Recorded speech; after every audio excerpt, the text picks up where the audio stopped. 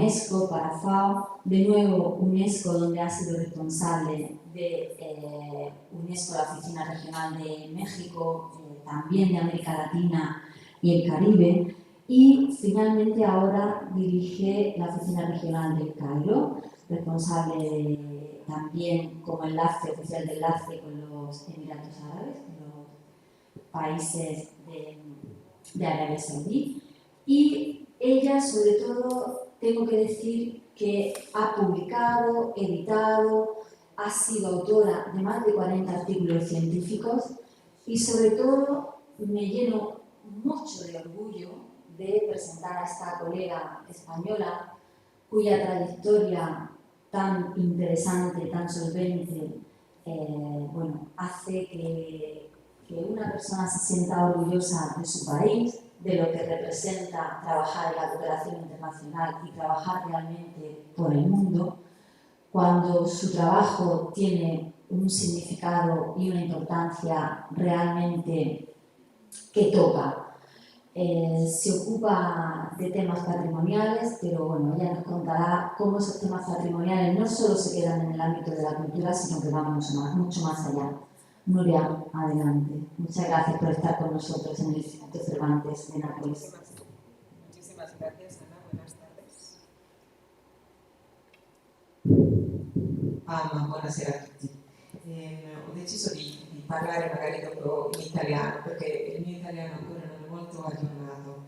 Sono stata con mio marito, che ho la fortuna che oggi mi accompagna, siamo stati qui a Roma e adoriamo l'Italia, lui continua a parlare l'italiano quasi ogni giorno. Io sono già in Egitto dopo quasi 2 anni, allora devo tornare in Italia più spesso e così posso parlare qui da voi con il rispetto che la bellissima lingua italiana merita. Pero también tengo que decir que estoy muy orgullosa de mi lengua madre, el castellano, y este es el sitio de Cervantes. De manera que el Instituto Cervantes pues también es el lugar que nos acoge a todos y que permite también que alguien como yo, que lleva tantos años en la cooperación internacional, pues tenga que hacer de vez en cuando un esfuerzo para encontrar también la palabra en castellano. Es un orgullo y es un placer estar aquí. Ana y yo, siendo arqueólogas españolas y trabajando en el extranjero, no nos habíamos conocido hasta hace 3 o 4 años. Ella me llamó cuando estaba en Roma, tuvimos un primer café en la FAO y desde entonces nace una amistad personal y profesional. Y yo estoy muy orgullosa, la verdad muy contenta de poder estar aquí. El formato de esta sala nos permite tener una conversación entre nosotros. De manera que en vez de que ustedes me escuchen, ojalá que se convierta en un intercambio. Me pueden interrumpir cuando quieran y podemos cambiar el formato para convertirlo en una conversación lo más dinámica posible.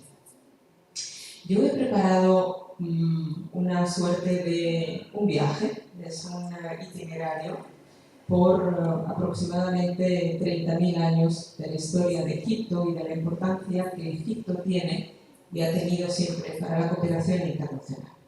Me voy a levantar si no te parece mal y por supuesto me interrumpen cuando quieran y también me dicen basta cuando también consideren que ha sido suficiente la cantidad de información recibida. Atrás. Ahí. Cuando Ana me dijo que existía ya una iniciativa que tenía que ver con el agua y que estaba asociada al trabajo de esta ciudad en estos últimos años y concretamente este año en relación con el patrimonio, yo pensé que una de las claves que me permitiría mejor contar mi trabajo era precisamente el agua. Y lo que me quiero exponer esta tarde no es ni más ni menos que el resultado de un trabajo cotidiano y colectivo con todo nuestro equipo en el Cairo. Como bien decía Ana, la oficina del Cairo para la UNESCO es la primera oficina que se funda fuera de París, fuera de la sede. Y después van a entender por qué. Pero lo que es cierto también es que somos una oficina que nos ocupamos de toda la cooperación con la Liga de los Estados Árabes. Y ya verán después cómo el agua tiene una argumentación especial y una significación especial. Porque los países árabes son 22 y 17 de ellos se encuentran dentro del índice hídrico más difícil de cubrir en el mundo. Pero también hay otra cosa importante, y es que nosotros en UNESCO y en el Cairo somos una oficina regional que nos encargamos del tema del agua y coordinamos con todo el Consejo de Ministros sobre el agua en la Liga de los Estados Árabes. De manera que lo que vamos a hacer es un itinerario que nos permita ir desde por qué el Nilo es un fenómeno natural y cultural extraordinario desde hace más de 300 millones de años, y lo vamos a llevar a las consecuencias de cómo trabaja la UNESCO para realmente apoyar a las autoridades nacionales en retos que son retos de todos, pero que en algunos países se sienten más que otros. Lo que tienen aquí lo pueden reconocer fácilmente. Es probablemente una de las imágenes que forma parte también de todos los libros de texto. El recorrido del río Nilo es un río de 6.650 kilómetros. Es el río más largo del mundo, no es el que tiene el más caudaloso de todos, pero es capaz de generar una recarga de 1.500 metros cúbicos por segundo. Es un río mítico, y es un río mítico, y lo ha sido hasta finales del siglo XIX, porque hasta los grandes descubridores como Sir Francis Bacon o como Sergio, finalmente como Stanley, llevan a cabo una discusión en la Sociedad Geográfica de Londres dónde está el origen de este río. Lo más importante de todo, la siguiente, Carolina, lo más importante de todo es entender que este río nos conduce desde el centro de África y llega al Mediterráneo, y llega a enfrente de donde estamos ahora. Y verdaderamente es ese fenómeno cultural que hace que toda África se convierta también en un patrimonio mediterráneo y por lo tanto en un patrimonio europeo. Y eso es lo que quiero también traducir en esta conferencia. Para nosotros Egipto es el epicentro de muchas cosas. Para nosotros Egipto es el único país árabe, junto con Sudán, del que también somos responsables, que forma parte de toda la cooperación africana. Pero evidentemente una gran parte de su zona costera, especialmente el delta, pues nos pone en contacto con todo el mundo mediterráneo.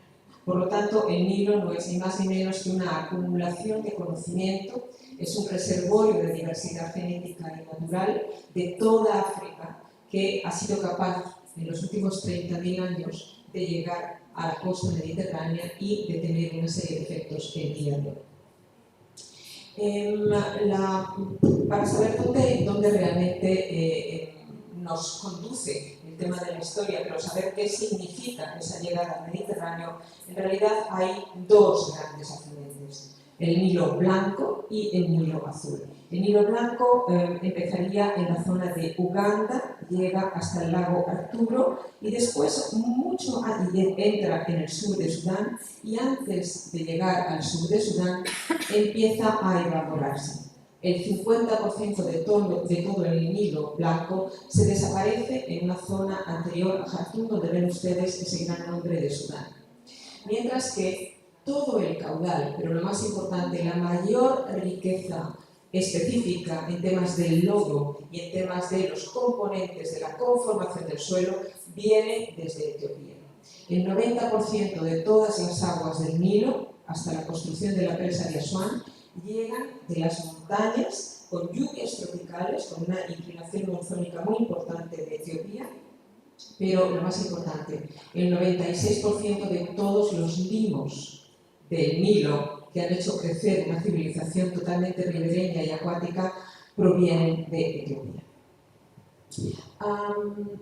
Lo que me propongo en este itinerario es hablar de la importancia del agua a través del Nilo, en lo que ustedes han conocido y por supuesto es archirrepresentado en todos los libros de viajes, en todos los libros históricos, que son los lugares que han sido inscritos en la lista del Patrimonio Mundial como sitios egipcios de un valor universal excepcional.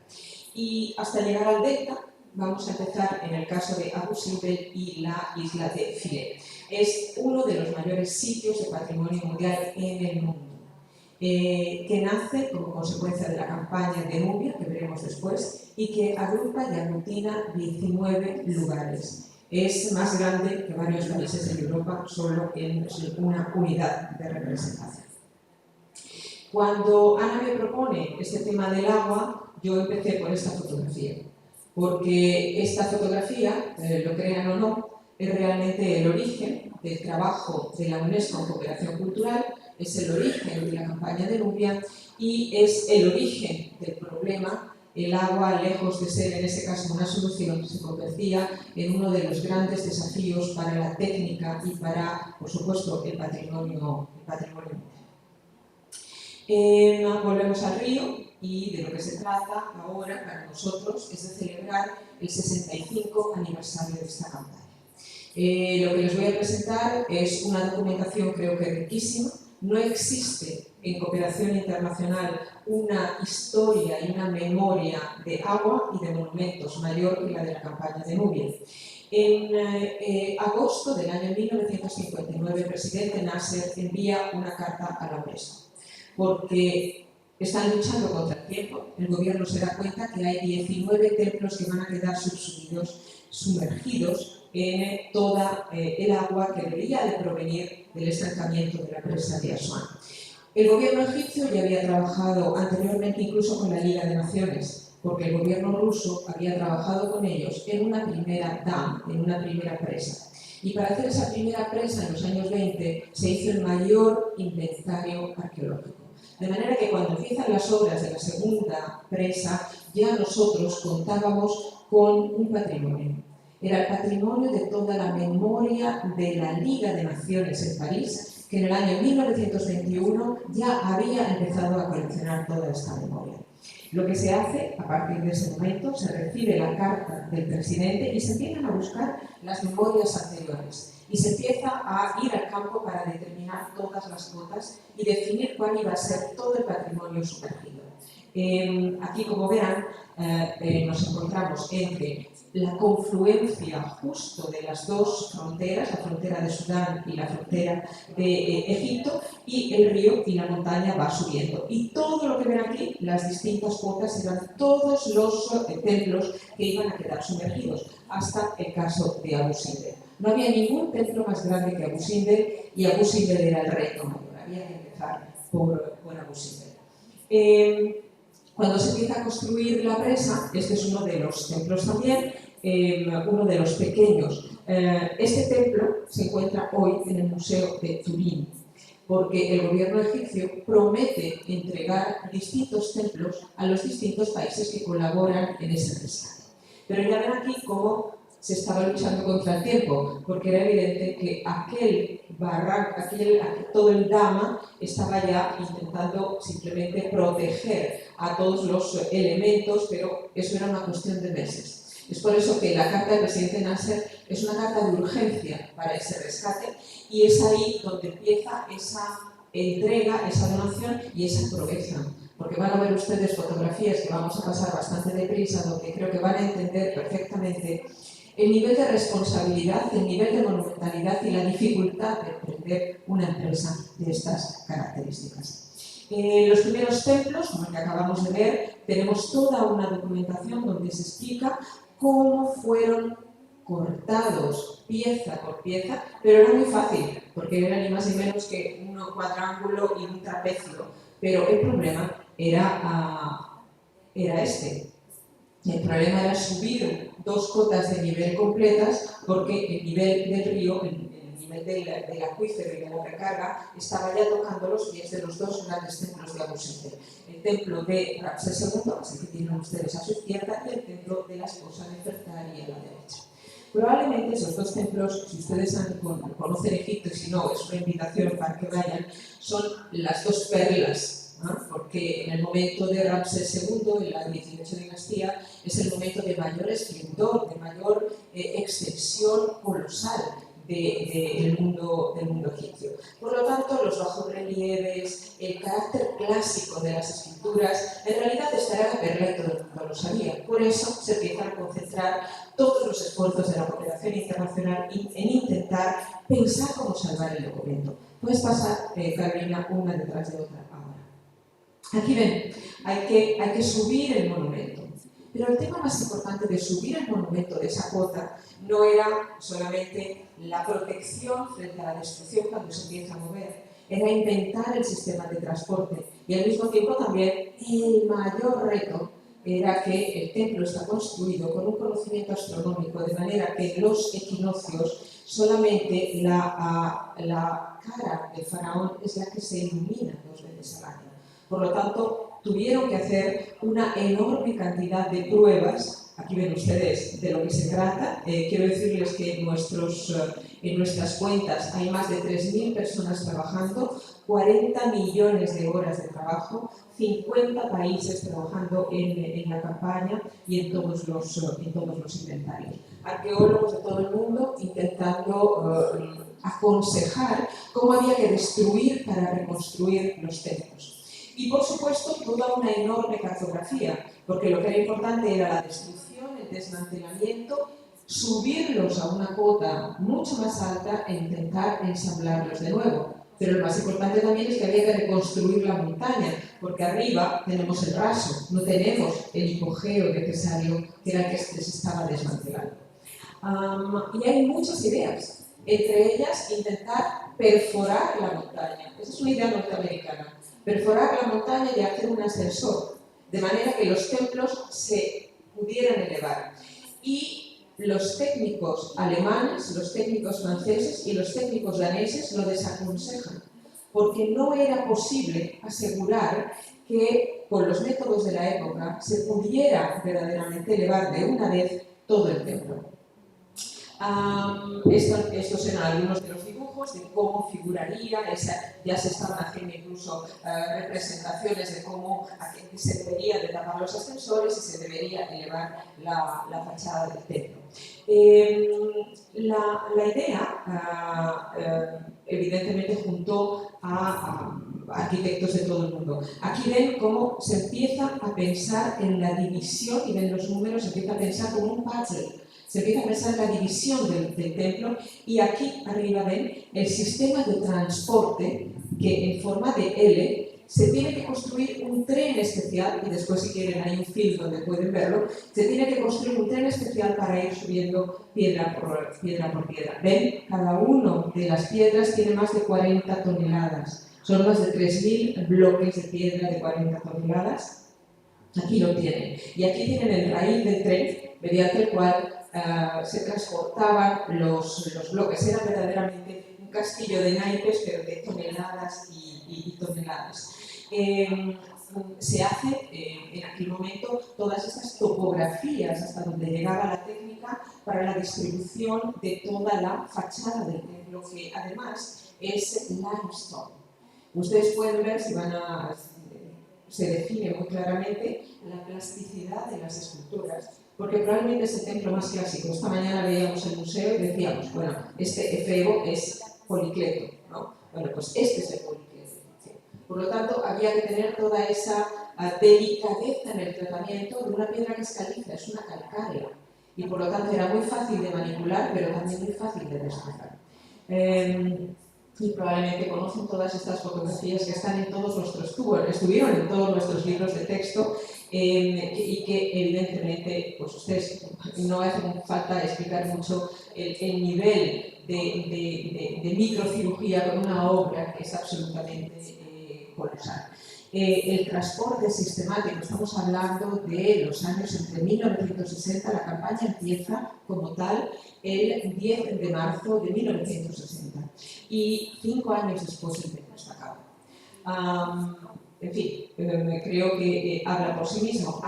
El templo fue encontrado cubierto por la arena por el arquitecto arqueólogo Burckhardt en el año 1830. Se limpia todo, pero después los arquitectos y los ingenieros entienden que la única manera de no acabar con una subsidencia total cuando se estuvieran retirando los primeros elementos era volver a recubrir todo de arena, ya lo van a ver después en el film, y evidentemente había que guardar esto, había que guardar esa conexión axial y lumínica, y se consiguió.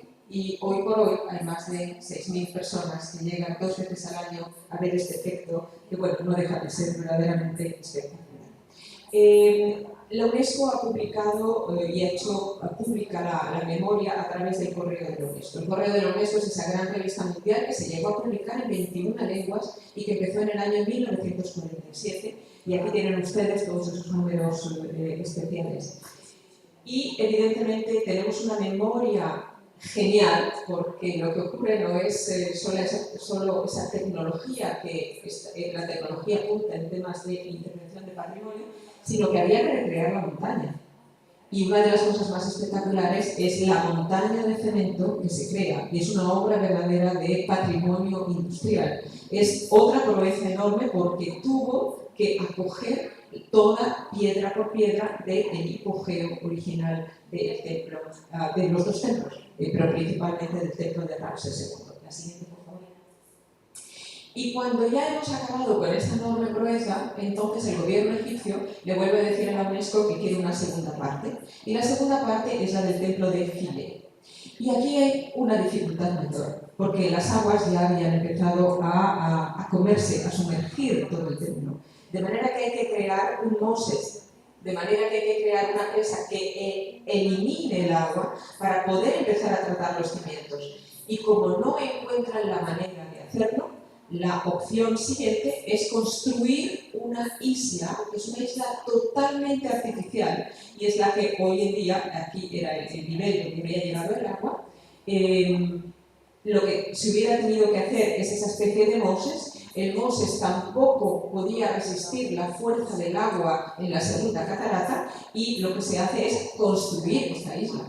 Esta isla es una isla totalmente artificial, es la que hoy ustedes pueden visitar, y también hay un traslado de piedra con piedra. ¿En qué consiste esta campaña de salvamento? 50 países, como les he dicho, 80 millones de dólares. Al final se recuperaron 22 monumentos y en 20 años pues, se ha acumulado la mejor documentación que hoy en día queremos realmente recuperar por completo. Y esta documentación, aquí tienen ustedes, no solamente UNESCO hizo todo ese trabajo, sino con Mohamed Anwar el-Sadat lo que se hizo también era la inauguración del Museo de Nubia, que sigue siendo un museo de la UNESCO, y por supuesto en los años sucesivos nuestro director, Embo, acude y verdaderamente da fin a toda esta campaña. ¿Por qué es importante la campaña? La campaña es importante porque ahora celebramos el 65 aniversario, pero también fue el origen de la Convención del Patrimonio Mundial. ¿Qué es lo que queremos hacer en este 65 aniversario? Nosotros tenemos 3 grandes salas como estas en París, donde está toda la memoria administrativa y técnica de lo que pasó para juntar las opiniones de 50 países. 50 arqueólogos, 50 ingenieros, 50 especialistas en tectónica de agua. Y a partir de ahí estamos... Hacia atrás, por favor. Estamos recuperando todas las memorias de los archivos nacionales y de los 50 países y los archivos también que hay en Egipto. Y esto, por ejemplo, se salva, es lo que hemos encontrado incluso en el sitio de Musimbel. De manera que este 65 aniversario nosotros queremos celebrar esa memoria del agua y realmente lo fantástico que fue el resultado de esta aventura, que desde luego no hay ni una como esta en temas de cooperación cultural, no solo en la UNESCO, sino en toda la historia de las Naciones Unidas.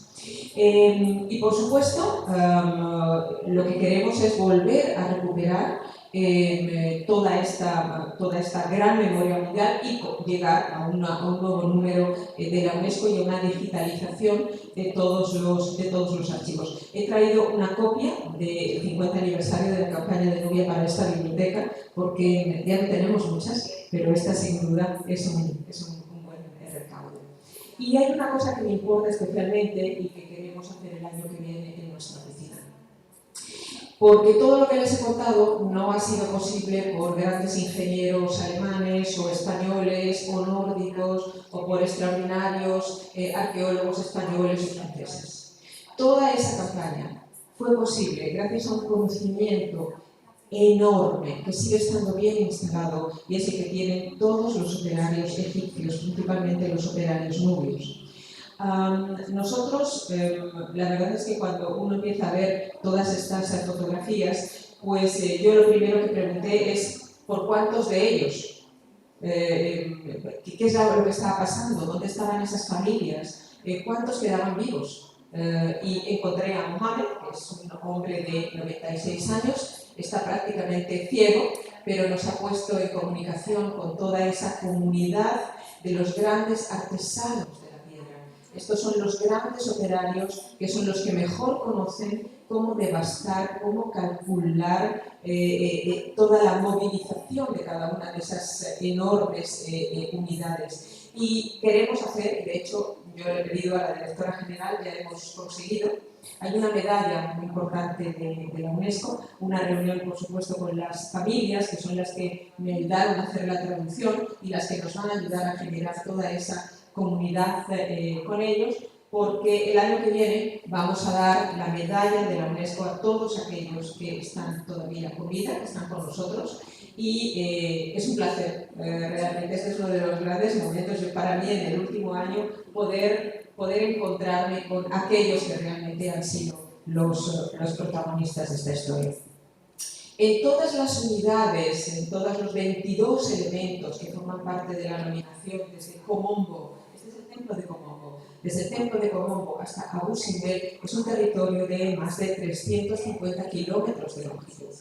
Este es el kiosco de Komombo, para que vean ustedes que hoy el agua sigue siendo uno de los temas principales también a tratar, y aquí tenemos toda la arquitectura doméstica por primera vez, todo el mud brick, toda la arquitectura vernácula, perfectamente, quiero decir, en un estado de conservación extraordinario, pero tenemos que llamar a los mejores técnicos hidráulicos porque cada año hay un enorme problema de filtraciones. Cualquier campaña de excavación en esta zona, en las orillas del río, se convierte casi en una campaña de arqueología subacuática. Y el agua es de nuevo también un detractor del estado de conservación de los monumentos.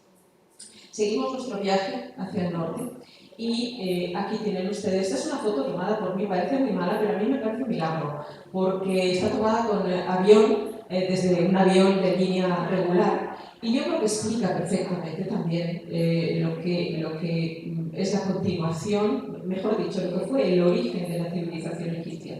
Aquí tienen ustedes toda esa vega interesantísima. ¿Qué es lo que le pasa a Egipto? Egipto tiene 130 millones de habitantes que viven solo en el 6% del territorio. Es la civilización más ribereña posible y eso ha ocurrido desde el año 5000 antes de la era hasta hoy. Y las pirámides que ven ustedes aquí, evidentemente no están ahí simple y llanamente porque es pleno desierto, hay una relación directa con el río. Y hay una relación directa con el río, este es el paisaje de pirámides el más importante, el más influyente del mundo. Empezando por las tres que fueron miguelinos, pero justo en la parte de ahí detrás ya se ve la de Tozer y un poquito más atrás Dashur. Esta es la gran planicie de pirámides. No hay un sitio patrimonio mundial más grande, ni siquiera Angkor Wat. Y si hablamos de kilómetros cuadrados, ni siquiera la muralla china. Este es el mayor. Y hoy por hoy seguimos encontrando restos que hablan de la relación entre el río y la pirámide. Es decir, todas las embarcaciones que acaban de ser descubiertas hablan de esa relación directa con el río. Aquí ven, esta es Google, y ven que se juntan, que a la sombra de la pirámide se junta el fenómeno cultural del río, se junta todo el avance de la frontera urbana del Cairo y evidentemente todo el enorme cementerio desde la segunda dinastía. La siguiente, por favor. Y aquí ven ustedes evidentemente todo ese fenómeno. Un fenómeno enorme de cambio de salinidad del agua y de subsidencia que hoy está afectando esa planicie. Por lo tanto, el agua se vuelve a convertir de nuevo no siempre en un aliado, sino también en un enorme desafío. Y no se puede hablar de Cairo sin agua. Probablemente sea una de las ciudades con déficit hídrico mayor en el planeta. Pero es una civilización acuática y lo que estamos haciendo ahora también es arqueología urbana para recuperar toda la memoria del agua, no solamente en época omeya, sino en época fatimí y también en época mameluca. Este es uno de los grandes fuentes centrales de la pirámide Beni Hasan. La siguiente, por favor. Y cada uno de los lugares del Cairo que han sido, esta forma parte de las mezquitas que la UNESCO ha restaurado con la Fundación Aga Khan, y también lo que sigue siendo el patrimonio público de los baños, cuyos drenajes han sido organizados y distribuidos más de 600 años atrás. En realidad, de lo que se trata ahora, tenemos un grupo de jóvenes, de 20 jóvenes, trabajando en hacer toda la topografía subterránea de cómo también hoy se ahorra agua en la monumentalidad del Cairo. La siguiente, y un inventario de los sabiles. Los sabiles son estas estructuras, casi es un patio abierto a la calle, pero cerrado para que no entre ni el polvo ni el calor, pero son distribuidores, son casi fuentes públicas en manos privadas. Y esto ocurre en casi todos los barrios del centro histórico del Cairo. Y este es el paisaje urbano del Cairo. Creo que es uno de los lugares donde esa evidencia de lo ribereño está presente en cualquiera de los rincones de la ciudad. Es decir, no se puede simplemente evitar pensar en el río, sentirse en el río cuando uno transita a lo largo de esta ciudad que hoy tiene más de 24 millones de habitantes y que sigue siendo el río una de las arterias también de importante circulación. Cuando Ana también me habló de agua, yo pensé que también sería importante para ustedes conocer cómo nosotros estamos intentando acercarnos no a la realidad del patrimonio mundial que ya ha sido inscrita, sino también hay que echar un vistazo a lo que es la singularidad de ese país. Y la singularidad de ese país tiene que ver con los oasis. Algunos de los oasis históricos, algunos son maravillosos y otros se encuentran en un estado de degrado que realmente necesitan una intervención urgente. Aquí, ¿y cómo empezamos a calcular nosotros el grado de apetito institucional, pero al mismo tiempo también cuál es el significado de lo que hacemos en Sudán, en Egipto y en toda la franja árabe en relación con los oasis? Y la verdad es que nos hemos puesto a juntar todo el trabajo de la UNESCO en los oasis. Y bueno, esta sería una franja de todos aquellos proyectos, lugares, reservas de la biosfera, sitios de patrimonio mundial, proyectos situados donde la UNESCO está trabajando. ¿Qué es para nosotros un oasis? Pues de acuerdo a todas las instituciones también de Naciones Unidas que tienen que ver con el agua y con los sistemas de tratamiento de la irrigación desde momentos prehistóricos e históricos, pues evidentemente son tierras muy áridas que no pueden sobrevivir sin todo ese apoyo de las comunidades locales, son sistemas de captura de agua y de distribución de agua y evidentemente muchos de ellos siempre dicen que son sistemas totalmente artificiales. De manera que cuando se piensa en un oasis como unspoiled, ¿no? Como si fuera la palmera perfecta, no, es totalmente artificial. Es decir, ha sido diseñado durante miles de años por caravanas, por pastores o por población estable. Y cuando nos ponemos a ver todos los sitios que tienen que ver con oasis en las reservas de la biosfera de la UNESCO, esto es lo que tenemos. Y hemos empezado a generar una red. Pero, ¿por qué nos importa? Y esta red la estamos acompañando de toda una lectura histórica de los oasis. Lo que nos interesa es ese largo tiempo de los oasis. Porque mientras un lugar como Nápoles, o un lugar como el Salento, o un lugar como el sur de Grecia, ahora están necesitando entender qué es lo que ha hecho Egipto y todos los países del sur del Mediterráneo en épocas de sequía permanente. Entonces, intentamos entender cuáles han sido los sistemas que han acompañado la supervivencia en los sitios más áridos del planeta, desde la distribución de especies, pasando por los sistemas de irrigación, de captura de agua, etcétera, etcétera. Por eso utilizamos igualmente los mapas históricos. Aquí tenemos toda una red que ya estamos empezando a trabajar juntos desde nuestra oficina, porque es toda la que representa la comunidad de la Liga de los Estados Árabes, y aquí ya tenemos también donde anclar algunos de los proyectos. Esto lo estamos definiendo y vamos a comenzar ahora en septiembre. Es la siguiente reunión con todos los países de la Liga Árabe para montar el proyecto. ¿Por qué es importante en Egipto? Pero es importante en Egipto porque no hay ningún país que tenga en la lista tentativa todos los más importantes oasis históricos que hemos visto. El caso de Natrum, Es un lago absolutamente impresionante, con algunos de los tienen la mayor variedad de palmeras datileras en todo el norte de África. Hay algunos que son sitios absolutamente maravillosos, totalmente abandonados, pero son lugares prehistóricos. El oasis de Fayum. Este oasis, ¿puedes poner la siguiente, por favor? Este oasis ha construido un lago que es totalmente artificial, pero esto no es de ahora. Este lago es el primer sistema de drenaje con una presa que se construye hace 4.000 años, en la segunda dinastía, porque se deriva parte del agua del Nilo y se crea un oasis artificial con un lago artificial. Lo que ocurre es que es un lago de 6.000 años de antigüedad. En el caso de Wadi Zenan es un sitio fantástico porque está atravesado por todas las comunidades nabateas, es un sitio que sigue teniendo comunidades móviles, tanto de bereberes como de beduinos, el siguiente. Y algunos lugares con una geología extraordinaria, ya en New Valley, es decir, en el sur de Egipto, como el caso de Baharilla. Este es un lugar, es un geoparque que es absolutamente fantástico. Y aquí hay una enorme memoria marina, porque todo esto es una playa levantada.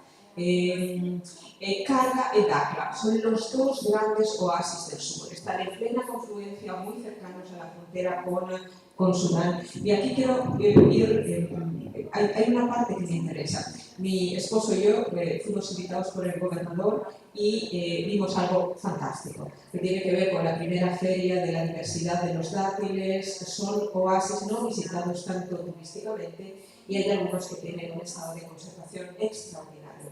Lo que más nos importa es que las Naciones Unidas van a convertir el año 2027 en el año internacional de la palmera datilera. Y por eso también nos importa trabajar en los oasis. Porque aquí hay una cosa que yo siempre digo, las palmeras no son el principal punto de la extinción. Lo que es el principal punto de la extinción es el agricultor, porque se nos está marchando la comunidad de conocimiento de agricultores más mayores, porque los hijos no son una comunidad de reemplazo y porque la diversidad de la palmera datilera depende de la capacidad de juntar macho con hembra, y es una capacidad manual, y es una capacidad del señor que tiene que subirse a una palmera de 20 metros.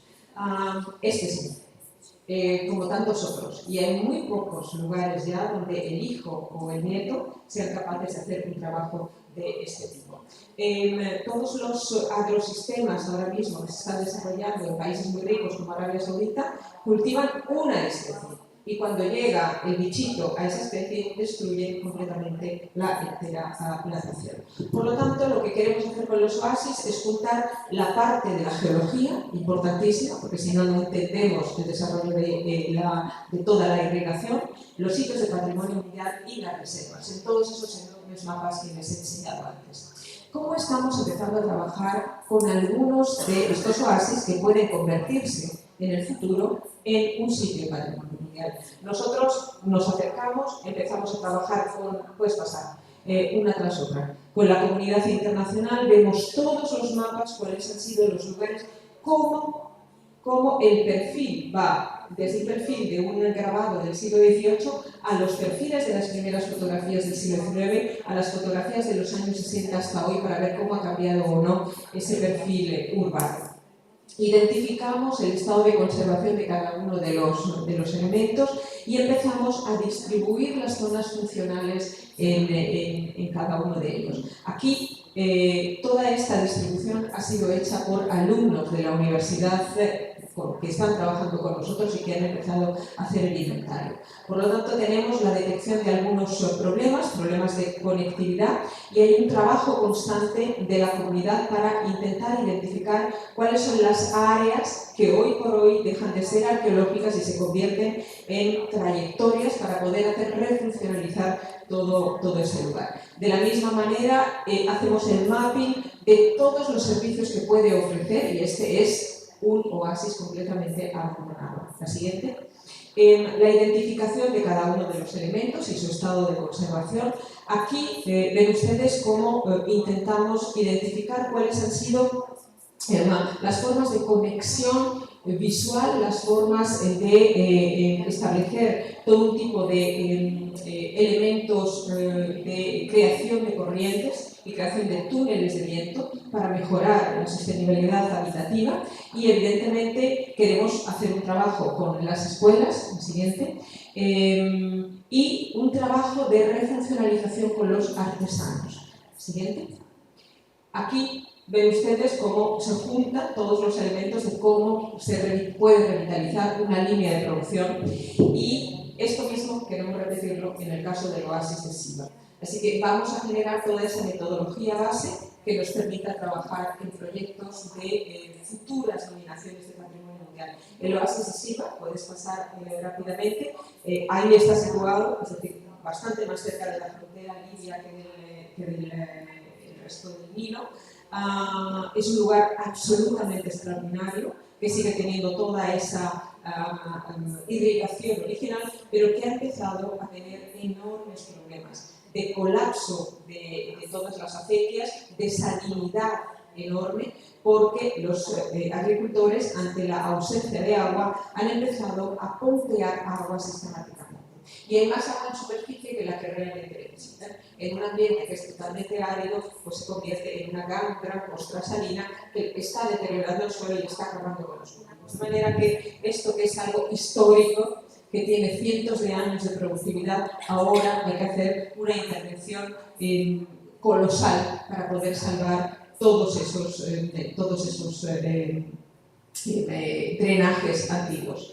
Por lo tanto, a nosotros lo que nos interesa es, y esto es lo más difícil en un oasis hoy por hoy, es juntar a todos los ministerios que tienen que ver con la refuncionalización del oasis. Y por lo tanto, lo que nos interesa es juntar el conocimiento académico con el conocimiento tradicional y hacer de ello una política pública. No es tan fácil.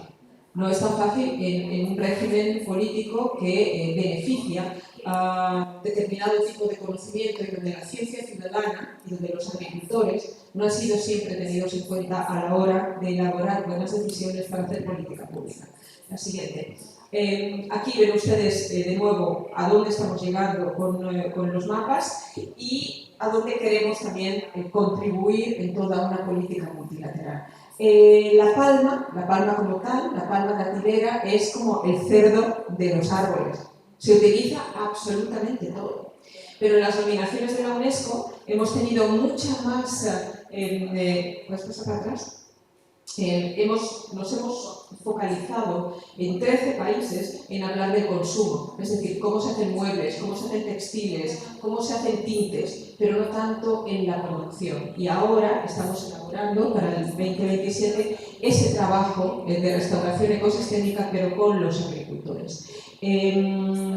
Y queremos, por supuesto, esta es una acción liderada desde Arabia Saudita, porque ellos tienen este problema que yo les decía antes. Este es el gran oasis. El oasis más grande nominado Patrimonio Mundial. Pero aquí ven ustedes miles de palmeras que son de la misma especie, todas afectadas por el petirrojo rojo, este insecto que está matando y está secando a todas estas palmeras. Por lo tanto, el gobierno de Arabia Saudita con los Emiratos lo que quieren es hacer todo lo posible por recuperar o no perder la diversidad genética y por volver a introducirla en el país. Y una cosa muy importante,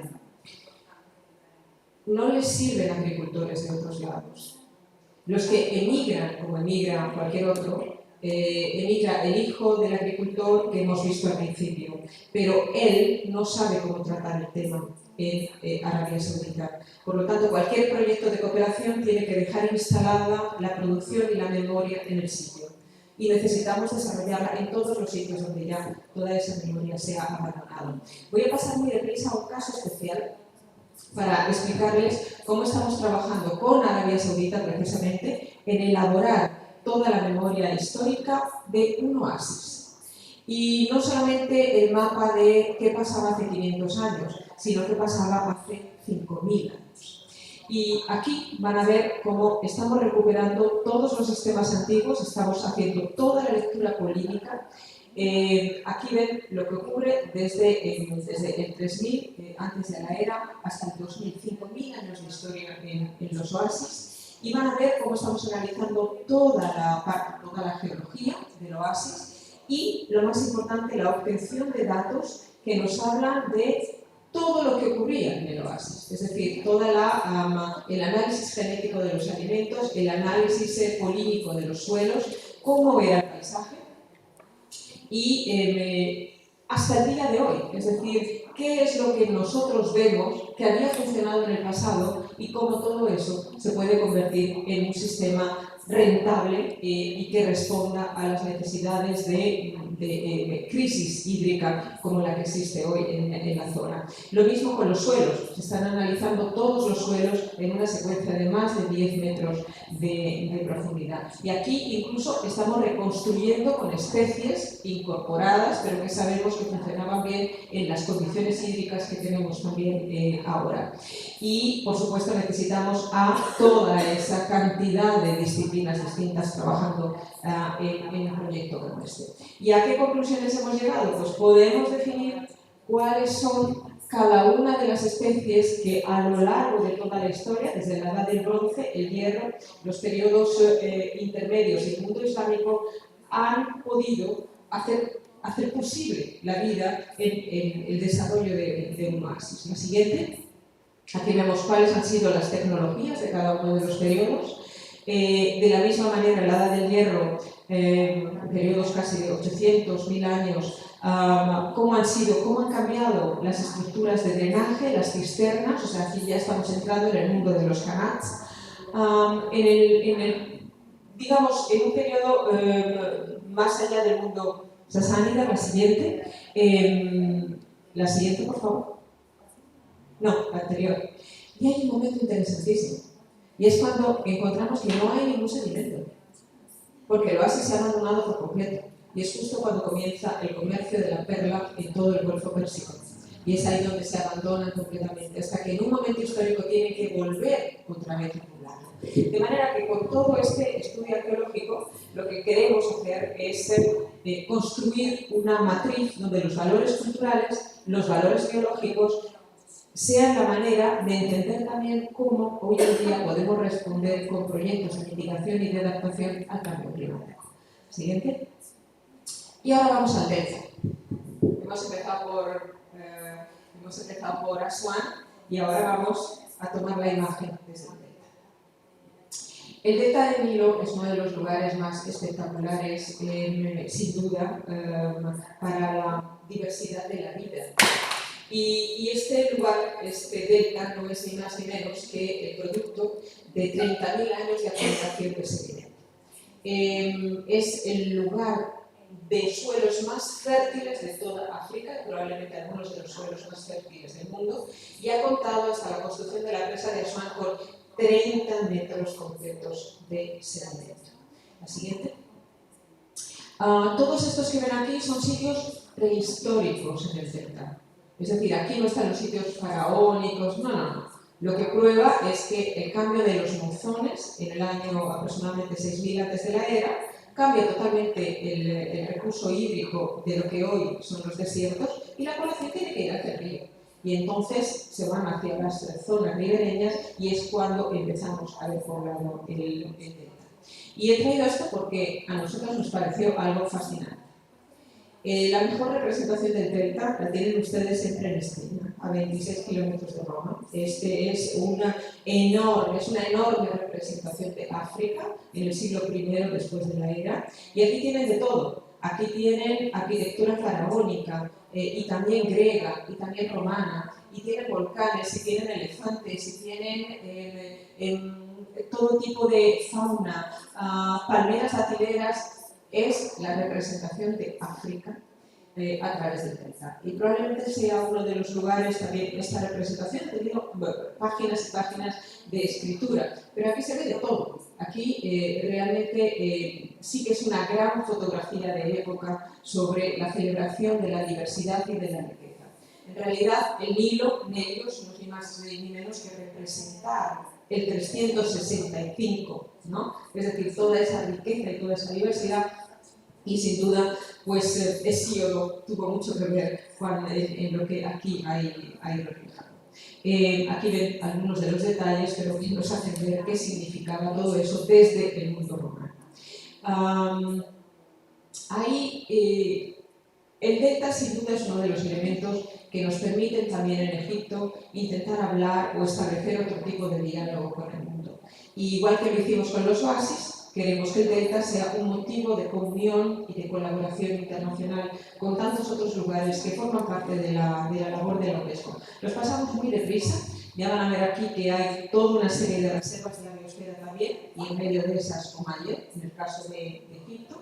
Omaye es un lugar extraordinario donde todavía hay casi una mata mediterránea dentro de uno de los desiertos más absolutos, y hoy en día sigue teniendo más de 3.000 personas que lo transitan.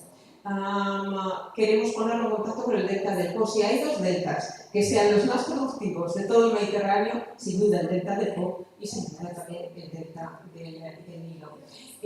Nos interesa lo que se está haciendo en el caso de Togo. Es un lugar probablemente de los más importantes, porque aquí es donde hay una mayor diversidad, incluso de palma originaria, no de palma doméstica, que es lo que necesitamos para repoblar el resto de los oasis. En el caso de Vietnam, es uno de los primeros lugares en el mundo donde se llega a un sistema de irrigación, prácticamente en otro lugar del planeta que no tiene nada que ver, es incluso más antiguo que el caso de Egipto. El caso de Botswana, ya han leído también ustedes las tristísimas noticias de que este delta no está drenando como debía, que esa especie de epifanía de vida mamífera silvestre no está pudiendo en las cantidades y en la presencia tan importante anual. Es uno de los casos más increíbles porque es un gran delta interno que desaparece en el desierto del Kalahari. La siguiente. Ya ven ustedes aquí las dos noticias de esa sequía sistemática en el río. La siguiente. En el caso de este Buffalo National Park, es el único bosque boreal el más grande del mundo que está situado en un delta. En el caso de Sundarbans, en Bangladesh y también una parte en India, aquí tenemos la población de manglares más diversa del mundo y más grande del mundo. Y lo que es más interesante es que ese delta todavía tiene todas las especies de los tigres de Bengala que son anfibios, que es la única especie de tigre totalmente anfibio. Pero no solamente es naturaleza, sino también estructura. El caso del primer budismo se localiza también en el delta del Bangladesh. Las ruinas arqueológicas hoy de Lianzhou, las últimas excavaciones arqueológicas, pensábamos que teníamos tribus muy antiguos, de 11.000 años. Tenemos arroces de 18.000 años antes de la era en este delta. El siguiente, las esteras del Dikis. Es un lugar extraordinario, un lugar totalmente colmatado y tan rico que fue el centro de toda la producción de plátanos del mundo por la Compañía de Frutas Internacionales. El gran desierto del Pinacate, en el gran delta del río Colorado, es digamos, una de las zonas más difíciles del mundo. Ustedes leen los periódicos y saben qué pocos son capaces de atravesar esta zona para llegar a los Estados Unidos. El delta del Danubio, probablemente el delta más grande, sin duda, de toda Europa, hasta su desembocadura en el Mar Negro. El lugar más grande de todo el mundo en términos de birdwatching. Este es el epicentro donde todo el mundo va, porque es el lugar donde más biodiversidad y posibilidad de ver la vida de todas las especies de pájaros en el planeta. Laponia, otro delta, yo diría, pero bueno, ahí hay deltas también, sí, es el territorio natal de los Sami. Todo el complejo de Vietnam, la siguiente, por favor. ¿Y por qué es importante este tema aquí? Como les decía con anterioridad, vamos a tener una especie de hambre hídrica mayor en todo el planeta. Las condiciones de humedad están subiendo en toda la región, pero las condiciones también de daños, las van a ver después, son increíbles. Aquí ven ustedes que tenemos otro problema también importante en Egipto, y es toda la enorme cantidad de agua que está necesitando este delta, porque la represa de Asuán que les mostré antes y la represa que está construyendo Etiopía hacen que el 96% del Nilo no llegue más. La fertilización de los suelos está provocando una subsidencia y cada vez hay que sacar más agua de los acuíferos. De manera que el delta seguirá siendo productivo, pero a un costo medioambiental que es imposible de cubrir. Siguiente. Y por eso ahora hay muchísimos proyectos que tienen que ver con la desalinización, el ahorro hídrico, la gestión de todos los brines, de todas las salmueras. Siguiente. Y nosotros estamos convocando un hackathon de buenas ideas, con gente muy joven, pero que son especialistas en robótica, ingenieros con 20 y tantos años, y ahora en la Semana de Agua del Cairo lo que queremos hacer es un hackathon sobre este nexus, es decir, cómo trabajar en cuestiones de energía, en alimentación y en agua. Esta es la parte más importante. Seguimos y trabajamos con el Consejo Ministerial del Agua de los Estados Árabes y son ellos los que nos han encargado a nosotros hacer 3 proyectos, uno de ellos precisamente el de los oasis. La irrigación partió de Egipto, es uno de los lugares sin duda más importantes y ven ustedes que en cualquier referencia histórica, prehistórica, arqueológica, encontramos esa necesidad de batirse con el río. Porque el río puede tener mucha agua, el problema es cuál es nuestra capacidad para gestionar esa dimensión. Y la monumentalidad del río necesitó miles de años hasta que supieron saber cómo realmente utilizarlo. Saben que existen tres tipos de momentos, el momento del Sebam, del Bakum y del Tekam. Esos 3 momentos son momentos que están en el calendario ritual egipcio. El primero es cuando llega toda la crecida, que hay que plantar las semillas. Después, cerrar las acequias para que el agua quede concentrada, se vaya consumiendo y la planta siga creciendo. Y cuando todo el agua se ha retirado, empieza el momento de la recogida. Y eso ha sido así hasta hoy. Y eso ha sido así hasta hoy en el Cairo. La siguiente. En 1927, a partir de aquí, esto se llenaba de lodo. Y hay gente todavía en el Cairo que nos cuenta cómo se acercaban al río para ver cómo todo se llenaba de lodo. La siguiente. Y no hay cómo ver esa referencia, es una referencia prácticamente atemporal de cómo se sigue trabajando el tema de las acequias y del relleno y de la construcción de los adobes. Todo eso se sigue viendo en el Cairo hasta el día de hoy. La siguiente. Aquí ven ustedes todos los enormes sitios arqueológicos, después también los sitios faraónicos, es decir, bueno, creo que hay pocos lugares tan vividos, no tan cultivados, sino tan vividos también, y lugares que, por supuesto, a los que realmente no se atiende, porque ya se atiende demasiado a lo faraónico y lo del delta es como siempre considerado como un poco más de segunda división. La siguiente. Aquí ven ustedes Palestrina y las mismas construcciones, es decir, que hay una evidencia y una relación muy directa. La siguiente. El tema de todo el avance de la frontera urbana. ¿Por qué? Bueno, pues porque tenemos 130 millones de habitantes y porque al año siguen creciendo 2 millones de habitantes. Y eso necesita pues, muchísimos alimentos para dar de comer a todos ellos. Y es también muy difícil poder llegar a una organización del ciclo hídrico en el agua. Y estamos trabajando con la Fundación Deltares de los Netherlands, precisamente para juntar a los gobiernos y para intentar medir juntos cómo se utiliza el agua y para intentar evitar la descarga de los acuíferos, porque son acuíferos que nunca más se pueden volver a rellenar y cuya eliminación por presión del agua va haciendo un fenómeno de subsidencia. Si se continúa la subsidencia, el agua del mar entra y todo es un fenómeno que evidentemente se autocontesta para que ocurra lo peor. La siguiente. Las plantas de desalinización. Saben que en nuestra zona, en el caso de Kuwait desde el año 18 solamente bebe y produce y utiliza agua desalinizada, ¿no? La siguiente.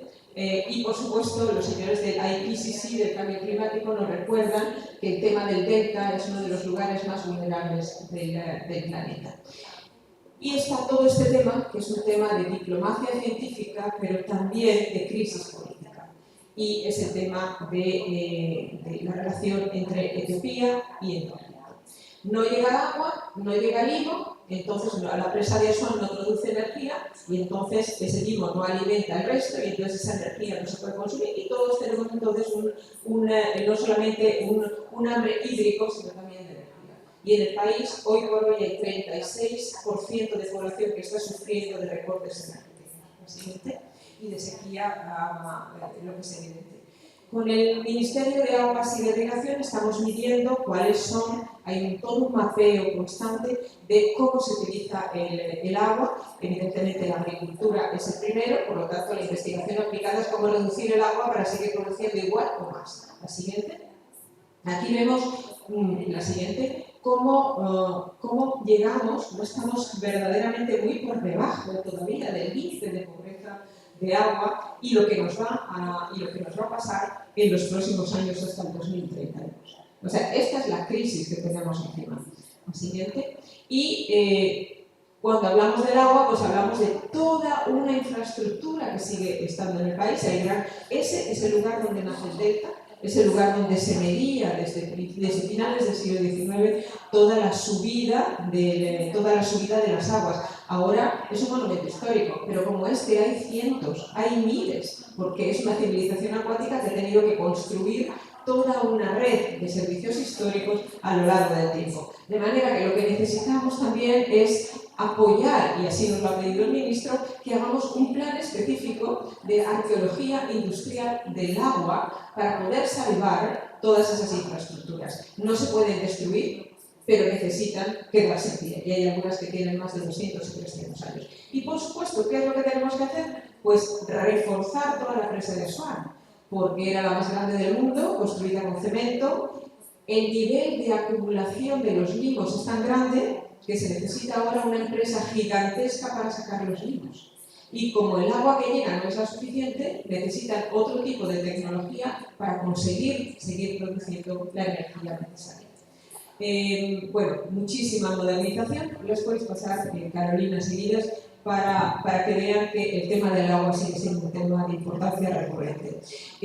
Todas las especificaciones de cuál es el mejor suelo para producir con menos agua, el cálculo por especies, los puedes pasar, todos los sistemas de irrigación en los que estamos trabajando, 33.000 kilómetros de canales y 22.000 de drenajes que tienen que ser respaldados, y toda la infraestructura del programa hídrico de la UNESCO que está apoyando al Ministerio para poder hacer de todo esto una aproximación científica sistemática de cuál es el nivel de abastecimiento, de cuál es el nivel posible de ahorro y de cuáles son todas las medidas que hay que abordar en relación a todos los cultivos de invierno, todos los cultivos de verano y todos los sistemas también hidropónicos que están intentando consumir mejor, producir más y con menos agua. Y todas las plantas de desalinización, entre las cuales España e Italia son los mejores países porque están construyendo todas estas infraestructuras. Para ir acabando, aquí van a ver ahora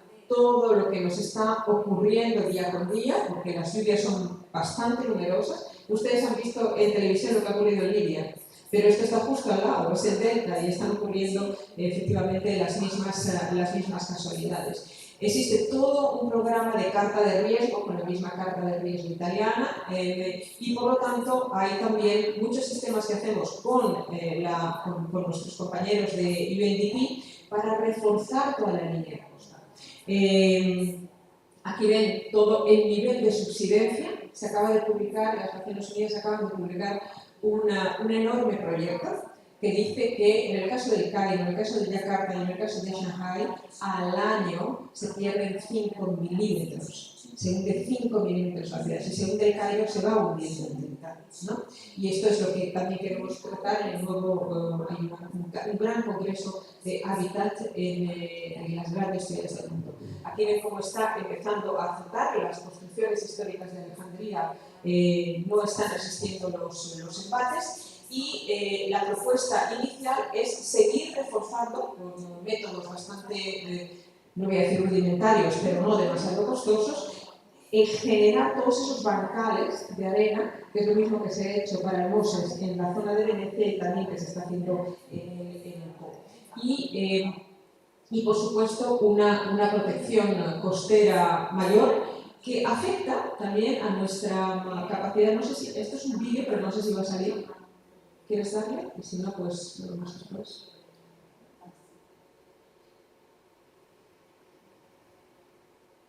¿No? Vale, pues seguimos. ¿Seguimos? Y esto es lo que hay dos formas. La protección en la costa y el embancadamiento, es decir, elevar la superficie costera para que con arena sufra menos el embate de las olas, ¿no?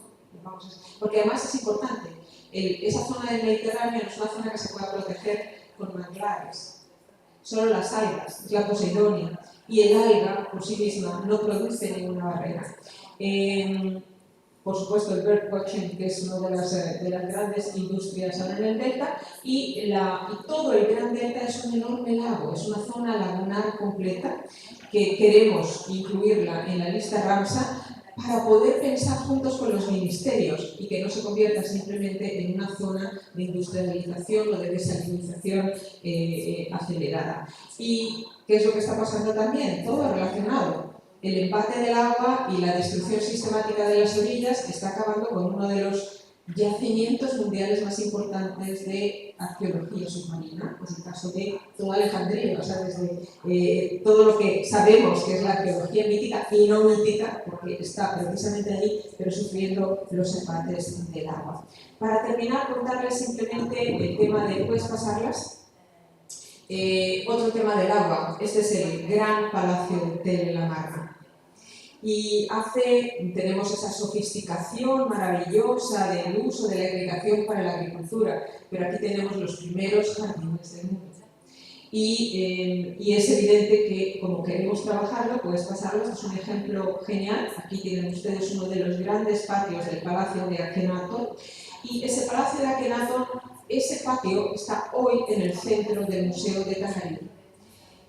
Totalmente deteriorado. Y una relación que queremos montar con Bosch, que son la gran empresa alemana de colorantes, poder hacer un trabajo in situ con este lugar que es la representación de un jardín palacial absolutamente único en la historia de la humanidad. Los jardines botánicos están presentes en las excavaciones, pero también en las maquetas de cómo se acompaña el alma del difunto a una nueva vida. Y tenemos enormes colecciones que queremos tratar. Nuestra oficina está trabajando para que todo esto se considere también en todas las redes de expertos del Gran Norte. Porque todos los jardines botánicos, Padova, Pisa, Nápoles, están muy bien considerados, pero siguen pidiendo especies a los jardines del sur. Y los jardines del sur no cuentan con la misma ayuda que todos los jardines del norte. Es decir, que no podemos seguir simplemente siendo los proveedores de semillas, sino que también hay que hacer una carta de riesgo y de importancia para todos esos. Y hay pocas civilizaciones que tengan esta posibilidad, como en el caso de Egipto. Las palmas, el sicomoro y evidentemente todo lo que estamos trabajando también para hacer de todas las zonas más silvestres una recopilación de flora originaria, que es la que nos va a permitir también recuperar. Hablando del agua, esta es la cultura de Nakarda. Estos son 6.000 años antes de la era y ya está el río presente en todas las manifestaciones. Es decir, cuando todo el mundo nos dejamos llevar y admirar por el mundo faraónico no aparece porque sí. El mundo faraónico aparece porque hay un sustrato de exploración increíble, de conocimiento. Aquí ven ustedes cómo los sitios arqueológicos se asientan en esos verdes del desierto que ocurren una semana al año, una semana cada 2 años. Y es ahí donde vamos a buscar los sitios arqueológicos. Es decir, la labor de nuestra oficina también es ir, y por supuesto la asociación con el arte rupestre. La labor de la oficina es ayudar al país a salir un poco de lo más clásico y a intentar que toda la posibilidad y la diversidad de su patrimonio no se vea subsumida o solamente reducida a los periodos más ilustres, los agaves, ¿no? Bueno, estos son agaves de Akhenaton, las roselas, todos los lotus. Aquí ven que es una civilización absolutamente acuática y que el río es el elemento principal. Los grandes sicomoros y las grandes palmas. Y los encontramos, y los seguimos encontrando. Así que hay de nuevo esa especie de correlación de biodiversidades que todavía está muy presente. Pero hay agua petrificada y hay mares petrificados. Y este es el sitio de Aparacabar, de Bari Gitán, donde encontramos especies de manglares, fauna, o sea, todo esto son enormes playas, estos son restos de ballenas en lo que actualmente es el desierto. Y algunas de las últimas evidencias de agua, pero yo quería traerlas para acabar esta conferencia, tienen que ver con el sitio de Santa Caterina. Quien ven ahí es el lugar en el desierto más absoluto, en el centro del Sinaí, con un sistema de organización de aguas fluviales que es único en el mundo. Y es único en el mundo por esta biblioteca. La biblioteca, el sitio es un sitio de patrimonio mundial y cuenta con los mejores tratados desde el siglo VIII, y ahora queremos que sea memoria del mundo de la UNESCO. Así que creo que este es el final de toda esa memoria de agua que nos queda todavía por descubrir y que hace de Egipto, sin duda, y del Nilo, pues uno de los fenómenos culturales y naturales más extraordinarios del planeta. Muchas gracias.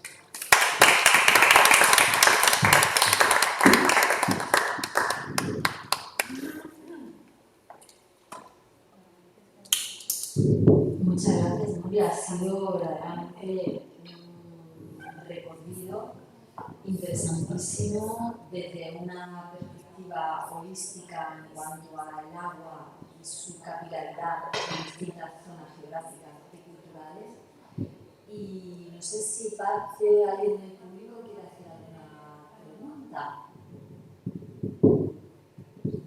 O quieren, no sé, comentar, participar.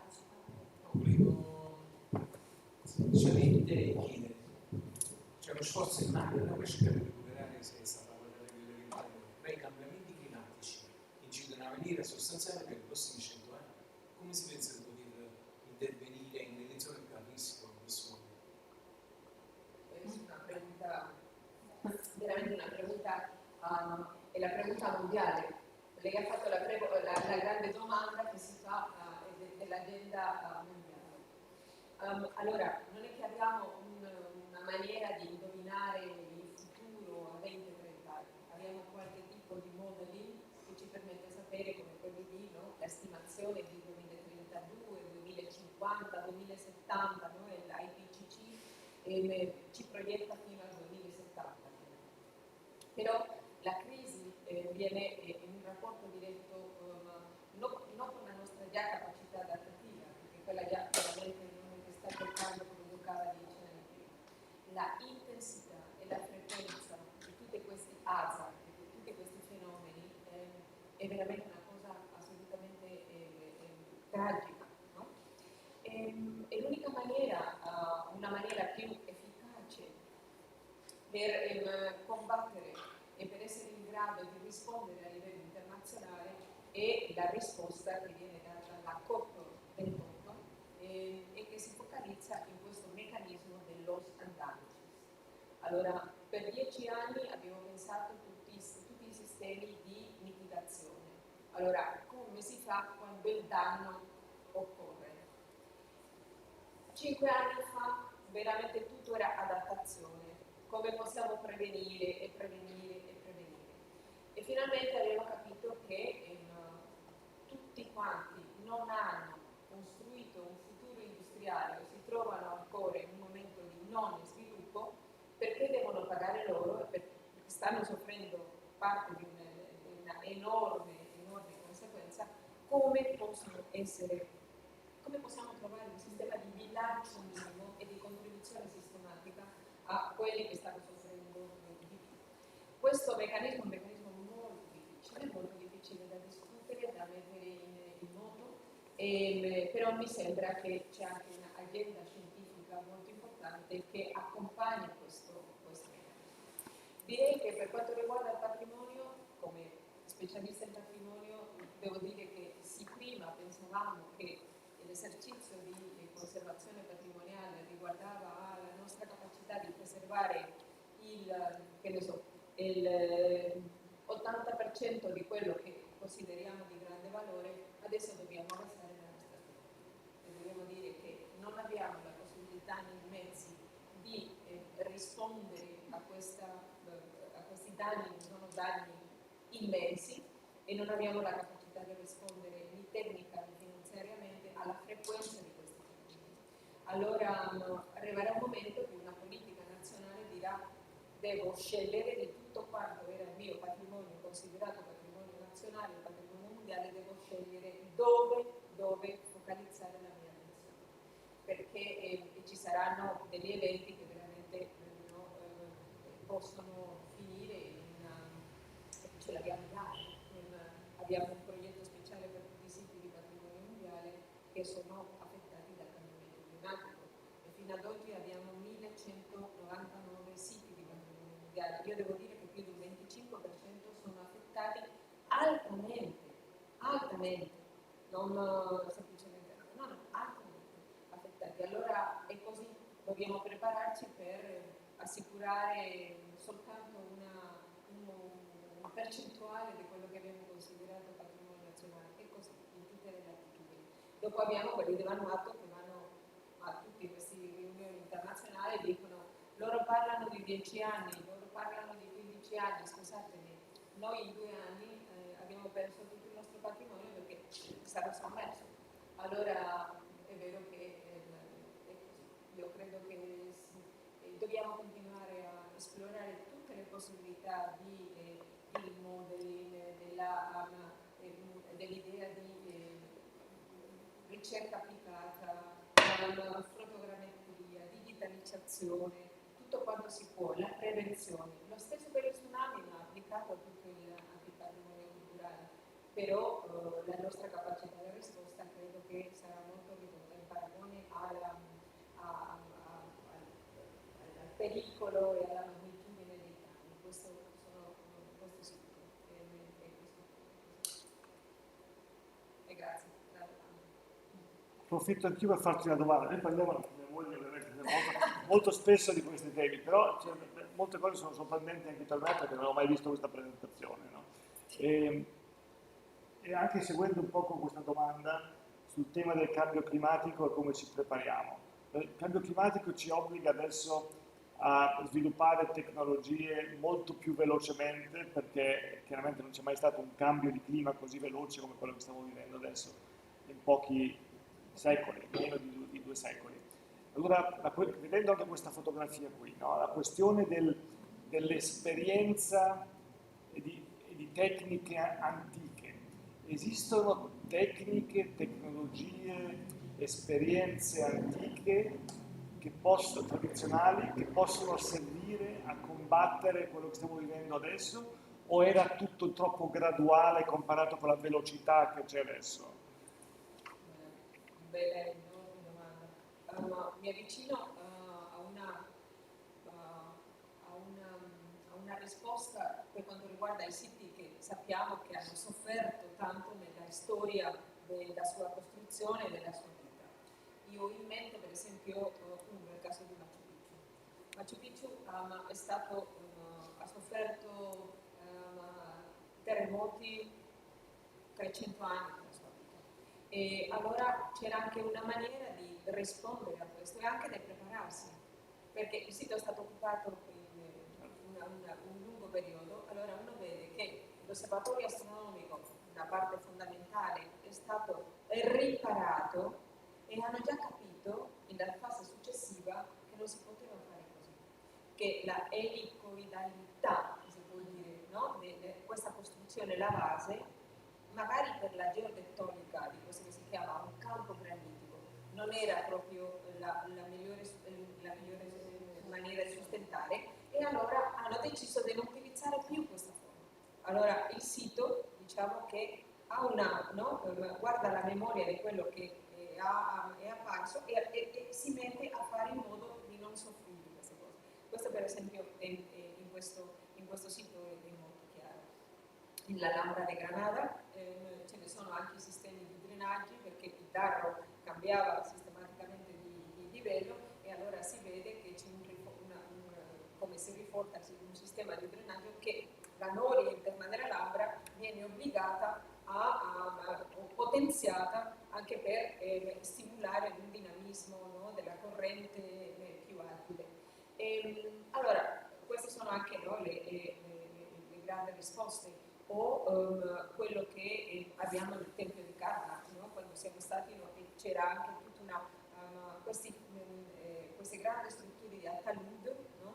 Che si ripetono perché devono sostenere qualcosa che se no può cadere per una tettonica che non è totalmente stabile.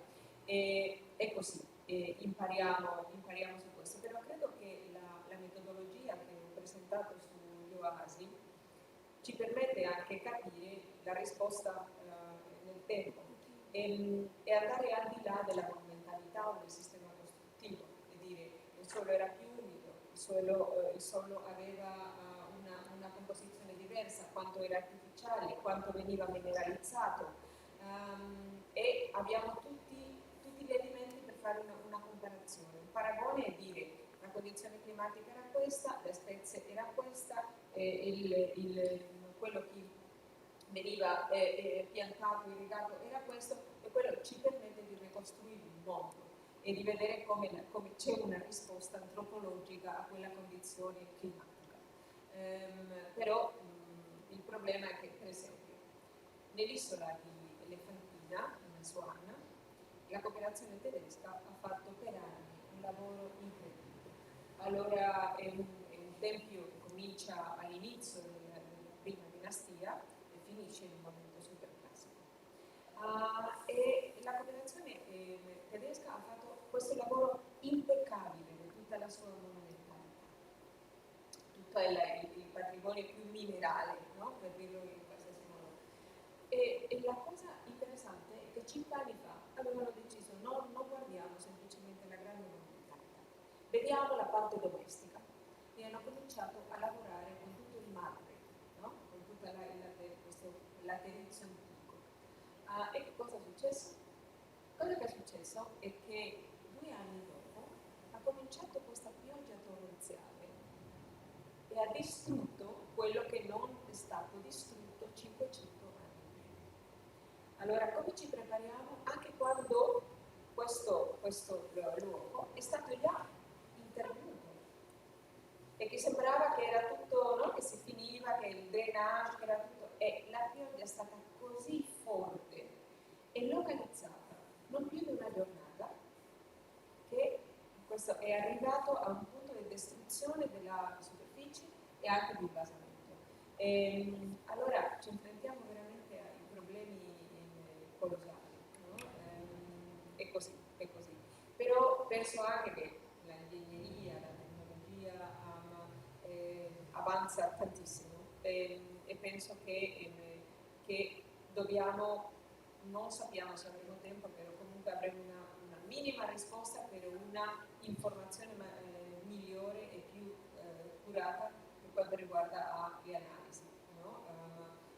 Sapremo che il livello idrico del fiume sarà così in un anno. Il problema è che magari non possiamo fermarlo e non sappiamo come attuare in conseguenza con tutti i danni che può cambiare. Penso che nemmeno i grandi patrimoni monumentali si salvano di questa follia ambientale, e che saremo sfortunatamente in un futuro magari prossimo a trovare una lista del patrimonio mondiale che magari deve avere una nostalgia del sito che era stato scritto e che ha perso tutti i suoi valori, non per una causa storica, ma per una causa climatica. E questo è triste, ma credo che dobbiamo affrontare un futuro in questo senso. Grazie all'interprete, perché ho parlato per un'ora e lei ha seguito tutto. Grazie mille. Sì, per favore. No, la cosa che mi incuriosisce è la gente queste oasi penso che siano abitate. Sì. E la gente che vive in queste oasi, cioè come vive? E ci sono degli esempi di oasi che sono state abbandonate non per motivi climatici, ma perché la gente magari è stata attratta da un tipo di vita più moderno, è andata via, quindi c'è anche il rischio che questi luoghi vengano abbandonati perché subiscono l'attrazione della modernità. C'è l'oasi e il Kes di Dhaka è un sito totalmente abbandonato, ma non da poco tempo, no?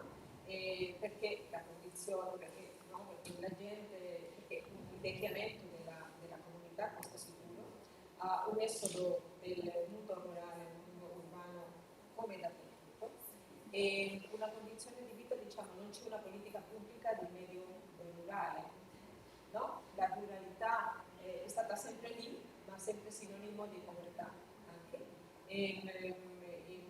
Tutto questo viene combinato con una mancanza di una politica pubblica, di una distribuzione della proprietà del suolo. Non è stata mai una vera e propria riforma della proprietà agraria. E abbiamo fatto per esempio uno studio... Ma perché quindi i terreni sono privati? Cioè sono... No, diciamo che quello che viene coltivato è sempre non c'è una proprietà specifica che non sia dello Stato. Può essere un usufrutto di quella terra. E questa terra viene divisa ancora sono lotti che vanno condivisi all'interno della famiglia. Allora, una causa anche dell'immigrazione, quando si può, è che adesso negli ultimi 10 anni è veramente interessante vedere come sono le donne che non sono sposate, quelle che abbandonano queste comunità, perché quando viene distribuita la terra, viene distribuita con la terra e l'acqua, e allora le donne normalmente possono usufruttare la terra che non ha acqua, e questo porta a un lavoro assolutamente eccezionale, e qualcuna che non accetta con molta forza e con molta, come dire, con un senso quasi eroico, no? Che può uscire di questa comunità, veramente esce di questa comunità. Allora è un fattore che abbiamo identificato molto chiaramente, anche perché nelle comunità rurali il matrimonio adolescente, la gente si continua a sposare contro una legge generale prima dei 16 anni. Allora, questa è una condizione che conosco bene in quanto a qualcuno di questi casi. Ce ne sono tanti altri dove il governo, ma questo dipende anche di una responsabilità quasi personale del governatore, vuole fare di tutto per stabilire la popolazione. Allora, la maniera di farlo, come abbiamo visto nel caso del Carga, è stabilire una facoltà di agronomia per formare la gente, perché la gente non va via, però è veramente, devo dire, molto, molto difficile. E ce ne sono altri, come il caso di Silva, che da una parte l'agricoltura non funziona, però il caso è talmente suggestivo e stimolante dal punto di vista visivo, di una bellezza sconvolgente, che è diventato un fondo turistico di altissimo lusso. Allora, lei vede una popolazione che diciamo che è artificiale, un'agricoltura che è finita, e un albergo di 5 stelle per il quale paga di più che il migliore albergo a Napoli. Allora è questa desintonia, no? Per quello che ci interessa, come pensare questi vasi storici, una soluzione che è una soluzione multiforme, che è una soluzione per mettere tanti tipi di politiche. Stiamo lavorando con il Ministero della Solidarietà Sociale, con il Ministero delle Acque, con il Ministero del Housing, perché è una problematica talmente frattale e che abbiamo bisogno di una politica che viene pensata per diversi tipi di ministeri, o con i diversi tipi di ministeri. Allora c'è veramente c'è una enormità barriga, quasi non c'è popolazione perché non c'è acqua e non c'è la possibilità non hanno avuto. C'è una enorme diversità di risposte e di situazioni contemporanee a questa problematica. Comunque tutti da attuare, non c'è uno che possiamo dire questo funziona, no? Ognuno ha la sua casuistica, ma tutto organizza un mosaico che ci permette di attuare e ci permette di provare quale sarebbe una minima sostenibilità per continuare ad avere una vita produttiva, no? in questi casi. E uno si rende conto anche della disparità delle fonti, che non sono mai stati organizzati in un modo con una certa integralità. Allora uno può trovare un storiatore fantastico, un archeologo, anche un idraulico, però mai seduti insieme a pensare un piano di sviluppo o di gestione semplicemente della problematica, e in questo senso vogliamo collaborare. Vogliamo farvi sentire anche il senso del tempo, no? E questo senso di, no? di comunità, di continuità della conoscenza. E questo pensiamo che sia anche un valore fondamentale per una politica di sviluppo. Non è facilissimo, non è facilissimo. Sembra che abbiamo la soluzione, ma non ce l'abbiamo. In realtà le volevo fare una domanda, ma ha risposto già, perché chiaramente l'agricoltura per la risorsa idrica ha una fortissima incidenza, quindi appunto le volevo chiedere che cosa si sta facendo sul piano agronomico, quindi fondamentalmente di educazione alla tutela del suolo e alla tutela della biodiversità, che poi diciamo interessa tutto il pianeta rispetto appunto alla risorsa idrica in generale. Ma credo che lei con la sua domanda ha già identificato la risposta, e il tema è l'educazione, no? Dobbiamo educarci tutti, no? Dobbiamo educarci quelli che lavoriamo in sviluppo ad ascoltare, perché la gente pensa qualche volta che uno arriva lì come le Nazioni Unite che fa il coupé-collé, un modello che ha funzionato non solo in Burkina Faso, e che arriviamo lì e che abbiamo la salvazione. Questo è veramente una crisi totale. Allora, credo che la nostra attitudine da diversi anni, almeno quella che pratico io con il mio team, è da ascoltare. Allora, questa idea della scienza cittadina è veramente fondamentale, per quello che avevo messo, quello della conoscenza, no? Questo ascolto, no? Non da dove sono i problemi, sempre c'è la politica di cooperazione, e di questo ascolto è una politica che prende molto tempo. Uno non può arrivare e dire sono due, no, creare la fiducia, avere l'ascolto attivo e allo stesso tempo la pazienza, perché passa molto tempo fino ad arrivare a un dialogo vero e proprio, no? Però è così, perché noi non abbiamo questa pratica, e non si può inventare questa pratica che viene accumulata da secoli, da generazioni. Una parte dell'educazione è assolutamente fondamentale, però anche dobbiamo educare i ministri, ok? E questo non è facilissimo, no? E perché ognuno pensa che ha il suo grado di autorità e il suo grado di autonomia, e se una cosa abbiamo capito del cambiamento climatico è che non ci sono le autonomie e che tutto, no, deve creare un dialogo sistematico, una investigazione sistematica. Allora, educare i ministri in una politica intersettoriale è molto difficile, e tanti paesi stanno facendo questa transizione ecologica, anche una transizione istituzionale, perché quello che si chiamava il Ministero dell'Ambiente adesso si chiama il Ministero dell'Ambiente e dell'Energia o il Ministero del Cambiamento Climatico, e prova a mettere insieme tanti diversi ingredienti che non erano mai insieme. E dobbiamo educare nel guasto, da quando la gente è piccola, no? Manca ancora un po', devo dire che Europa, quando eravamo nel Messico, abbiamo visto tutto questo sistema di educazione al cambiamento climatico che cominciava dalla scuola, dove c'era un orto e dove i bambini, no? E questo significava che mangiavano, e che tutto questo manca ancora, perché dobbiamo dire che nel nostro caso il sistema, noi abbiamo ogni crisi economica, e non parlo delle crisi economiche dei 10 anni, no, abbiamo un'inflazione, e questa inflazione che arriva a un 46-47%, ogni volta che ascende l'inflazione sappiamo che i bambini vanno via dalle scuole in mezzo rurale, ma questo è automatico, no? E la scuola non è garantita, e quando una scuola non è garantita per i bambini è una situazione di pace. Lei si può immaginare che cosa significa in una situazione di guerra. Abbiamo 10 milioni di bambini senza scuola nel Sudan.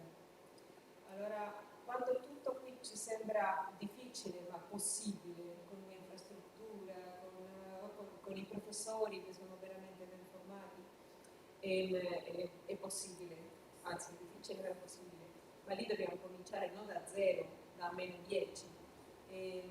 Che cosa facciamo? NGOs, lavoriamo a tutti i livelli, facciamo i corsi con le diverse generazioni, no? Il nonno che viene informato dal nipote di come utilizzare un tablet, no? O tutti e tre, perché 3 generazioni in una famiglia devono sviluppare un lavoro di entrepreneurship, allora vengono educati insieme. Abbiamo cambiato il modello della scuola formale per una scuola, a me non mi piace questo della scuola non formale, che sembra qualcosa, no, quello che sta trovando una soluzione ai problemi educativi. E noi facciamo in modo, organizziamo questi gruppi di lavoro con i professori locali, ma in un tipo di infrastruttura che chiamiamo community learning centers, no? Allora centri di apprendistato comunale, e questi qua veramente, no, stiamo trovando un po' di soluzioni, sono soluzioni piccole ma locali, ma che durano. È una situazione veramente, veramente complicata. E la cosa più difficile è, per esempio, accettare tutta questa difficoltà, ma in una città che continua a produrre tonnellate di spazzatura che non vanno da nessuna parte, che bruciano al centro di una città di 24 milioni di abitanti.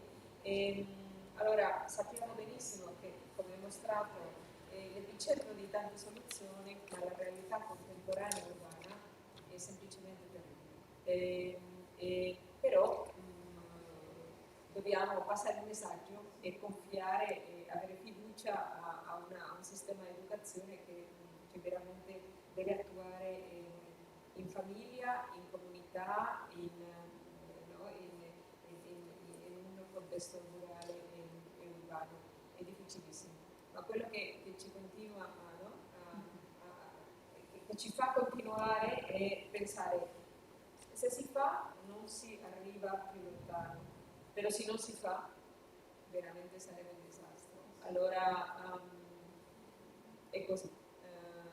Almeno quando una mamma si avvicina e dice i miei bambini, abbiamo sentito quello che diceva l'UNESCO, no? I miei bambini, abbiamo organizzato qui un piccolo negozio di papiro, abbiamo organizzato qui un piccolo negozio di poteri, di ceramica, no? E non hanno potuto emigrare agli Emirati. Allora, se uno sente una cosa così, no? Almeno quello, no?